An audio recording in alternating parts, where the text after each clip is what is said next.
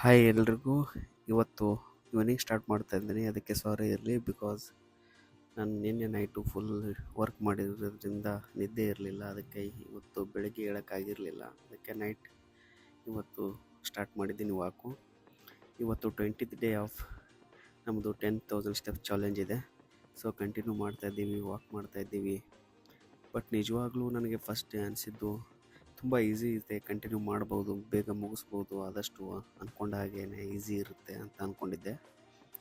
But ಹೋಗ್ತಾ ಹೋಗ್ತಾ ಅವತ್ತು ಫಸ್ಟ್ ಡೇನೇ ನನಗೆ ಅನ್ನಿಸ್ತು, ಇಲ್ಲ ಕಾಲುಗಳು ನೋವ್ತಾ ಇದೆ, ತುಂಬ ಬಿಟ್ಟುಬಿಡೋಣ, ಇದು ಆಗೋದಿಲ್ಲ, ತುಂಬ ಎಕ್ಸ್ಕ್ಯೂಸಸ್ಗಳಿದ್ದು. ಆಮೇಲೆ 2 ಡೇಸ್ ಹುಷಾರು ಬೇರೆ ಇರಲಿಲ್ಲ, ಆವಾಗ ಯಾಕಾದರೂ ಸ್ಟಾರ್ಟ್ ಮಾಡಿದೆ ಅಂತ ಅನ್ನಿಸ್ತಾ ಇತ್ತು. ಬಟ್ ನನಗೆ ಡಿಸಿಪ್ಲಿನ್ ಇಲ್ಲ, ಮಾಡಲೇಬೇಕು ಅಂತ ಅನ್ನೋದಿತ್ತು. ಆಮೇಲೆ ಕನ್ಸಿಸ್ಟೆನ್ಸಿ ನನ್ನ ಮಾಡೋದಕ್ಕೆ ಹಸ್ತು. ಸೊ ಹಾಗಾಗಿ ಕಂಟಿನ್ಯೂ ಮಾಡಿದ್ದೀನಿ, ಮುಗಿಸ್ತಾನು ಬಂದಿದ್ದೀನಿ. ಲಾಸ್ಟ್ ಡೇಸ್ ಒಂದು ದಿನ ಬಾಕಿ ಇದೆ, ಅದನ್ನು ಮುಗಿಸ್ಬಿಡೋಣ ನಾಳೆ. ಸೊ ಇವತ್ತು ಡೇ 20 ಕಂಪ್ಲೀಟ್ ಆಗಿದೆ. 10,000 ಕೂಡ ನಮ್ಮದು ಕಂಪ್ಲೀಟಾಗಿ ಮುಗಿಸ್ಬಿಟ್ಟಿದ್ದೀವಿ ವಿದೌಟ್ ರೆಸ್ಟ್. ಸೊ ನಾಳೆ ಸಿಗೋಣ, ಬಾಯ್.